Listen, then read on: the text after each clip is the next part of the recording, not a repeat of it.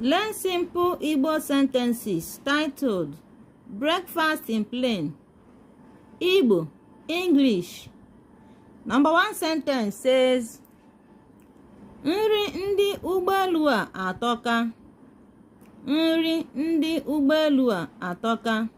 Meaning, the food in this plane is very delicious. Ee, nri ha dị ọkụ, tọọ ụtọ nke ukwuu. Ee, nri ha dị ọkụ, tọọ ụtọ nke ukwuu. Meaning, yes, their food is hot and very delicious. Eche m na nri ha agaghị adị mma etu a.